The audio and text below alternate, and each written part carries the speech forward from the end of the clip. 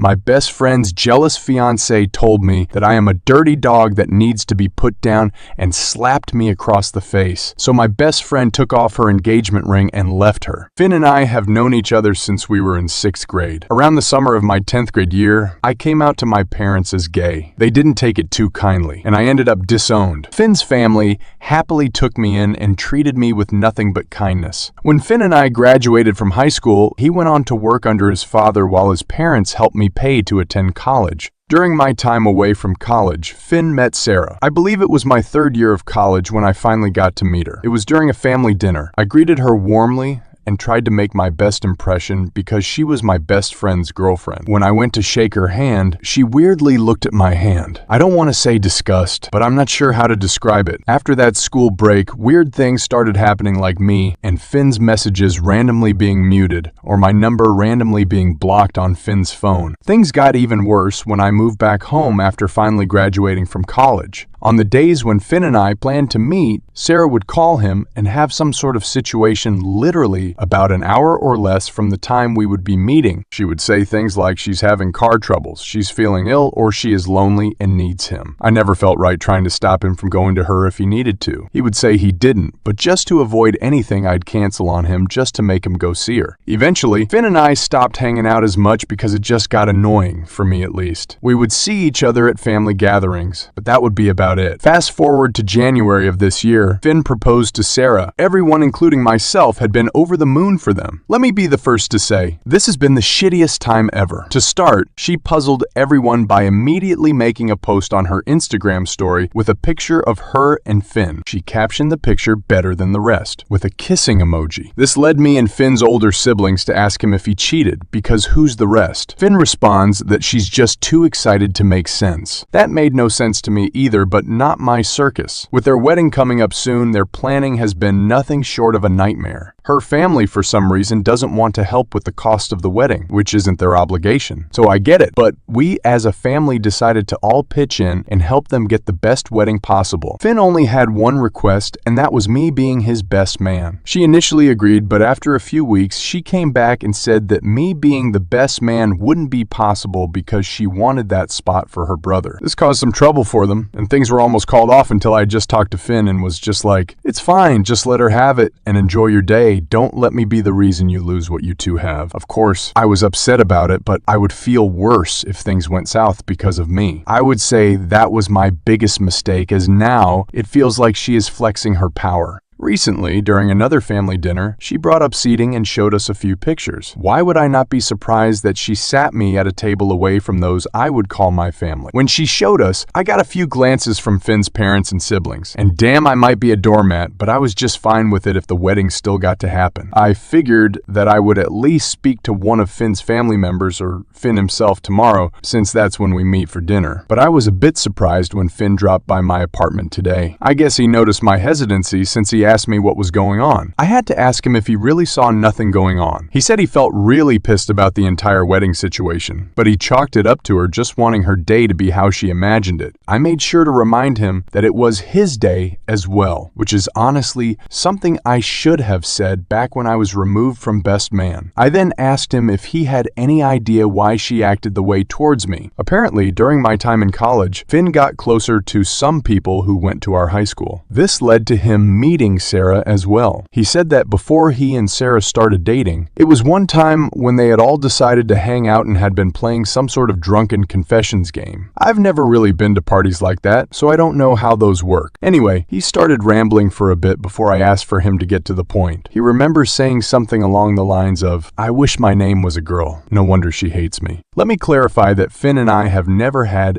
anything going on. We ended up understanding that there is a problem that at least he and Sarah need to address. He told me he'd call later today after they sit down and have a talk. Update: the wedding is off. Sunday dinner rolled around and everyone came by. I knew he had spoken to Sarah because she was giving me a deaf glare from across the table. At some point, Finn pulled both me and Sarah outside to the backyard. So at this point, Sarah got red in the face and just began screaming. Most of what she was saying couldn't even be understood, but I made out things like, "He effing knew And why would you tell him you said that? I knew you two had something going on. At that point, Finn's parents and siblings had finally come outside because of Sarah, and they asked what was going on. I try to explain, but Sarah just starts screaming that I'm a dirty dog that needs to be put down. I guess to cool the situation down, after a little convincing, Finn's mom is able to get Sarah into the house. Finn's sister also went inside with them, leaving only me, Finn, Finn's older brother, and Finn's dad outside. I explain my side of the story, and then Finn explains his side. Eventually, Finn's mom and sister come back outside. They say that Sarah is in the bathroom cleaning herself up. His mom starts the conversation with you two messing around. I'm effing floored. I fill her in on everything she is yet to know. I tell her that I've never flirted, kissed, or done anything else that was not platonic with Finn. I'm guessing Sarah was listening in through the back door instead of just coming out, because as soon as the words left my mouth, she came out screaming at me that I'm a liar. I ask her at what point have I ever made her feel like I'm chasing after Finn. I mean, I'm helping to fund a damn wedding. Finn's parents are trying to help her understand that everything is being misunderstood, but she isn't having it. She kept yelling until the point where Finn had to pull her aside. It started off as a yelling match between them. Color me surprised when she walks back over like everything is fine and slaps me. After a long period of silence and shock, I was just done and I was like, I'm out. Finn and Sarah begin yelling at each other again, but at that point I couldn't have cared any less. I head back inside to grab my things because I'm done with the situation. Eventually, Sarah screams at Finn from calling him names to her, saying, I'm sorry, and give it back. Finn yelled at her to stop. Hell, even I was scared, and I didn't even do anything. He then said something like, I let you have the wedding how you want it. I've never given you a reason to doubt me. The fact that you're just yelling and screaming here like a toddler is honestly something I'm not looking for in a partner. You make up this fake scenario in your head. And why? What good does that do? You're pissed about a comment made at a party before we even dated, and that is crazy to me. You won't apologize. You won't listen. I should have taken the ring the moment you slapped him. Nobody in this house has ever disrespected everyone else like you've done today. Finn came inside as well and began grabbing his things. Update. The entire time, I was surprised but not interested when Sarah began apologizing to me. I mean, I didn't even want her to apologize in the first place, but just treat me with the kindness I offered to her. Why did we have to go through all of this for you to realize that you're just being downright nasty? I'm not sure if she's been cheated on in the past or if it's some kind of trauma or something, but it's also not for me to figure out. Finn ended up dropping her off, and I'm guessing he called me by the time he got back to his parents' place. I didn't even answer because I was just tired and the entire confrontation drained me. It definitely could have gone better, and I hoped that this would be something that could be easily fixed. Instead, it destroyed a relationship which I feel shitty about. It's Monday afternoon, and there is still no word on if Finn and Sarah have even spoken to each other this morning. I haven't spoken to anyone this morning either, but Finn did send me a few TikTok videos. I think it's just sad because even with the way she treated me, I think their relationship was a beautiful thing. And it sucks that things such as jealousy and misunderstandings can be silent killers to a relationship. I thank you all for the advice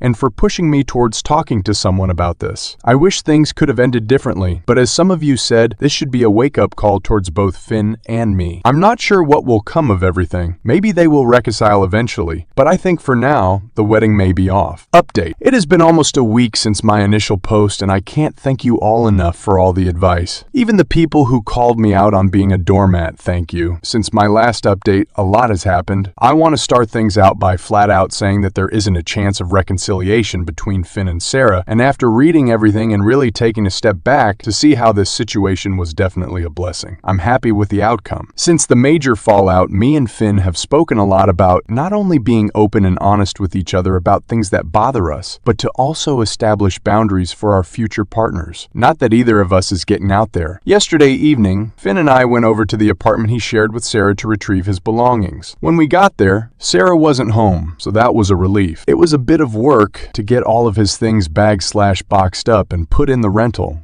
but luckily we got everything. I actually live in a decent-sized apartment, so Finn is gonna stay with me until he settles everything with the place he had with Sarah. Finn, along with the rest of his family, ended up blocking Sarah, with Finn blocking her after they spoke a final time this morning. I was around during the conversation, and there was another moment where you all really helped. I'm guessing Finn did take notes from you all because he spoke for a long period about how she has things that she needs to work on before looking for a relationship with some of them, being the ability to love herself and dealing with her mental health, as well as she is clearly not in a good state. There was a lot more, but that is just to make a long story short. She asked him if was there really no chance that things could work out between them. He told her no, not only because of what he had just said, but because she disrespected him, me, and the rest of his family. He told her he should have put his foot down a long time ago, and it's just as much his fault as it is hers that things got this far. He told her that he wished the best for her, and when she is ready for a relationship and the right time comes, then that will be that. There was a long moment of silence,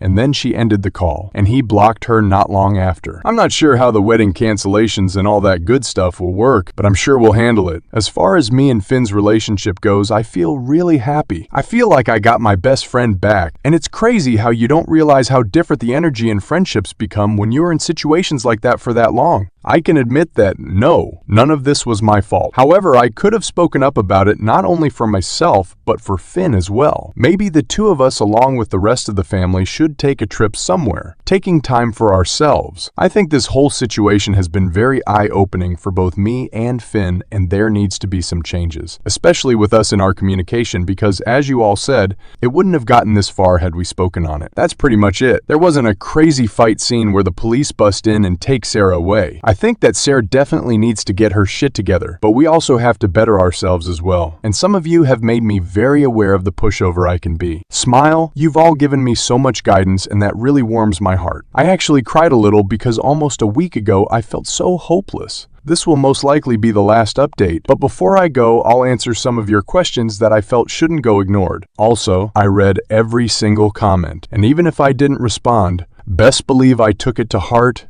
and I am forever grateful. Update. Hi to those still out there. Dear little has happened since everything went down. We are currently at a vacation cabin, and the picture is a trail that we had taken a walk on. Finn is doing really well, and his parents as well as the rest of us are really happy to have him around a lot more. I've lived in city all my life, so to see those huge hills is crazy.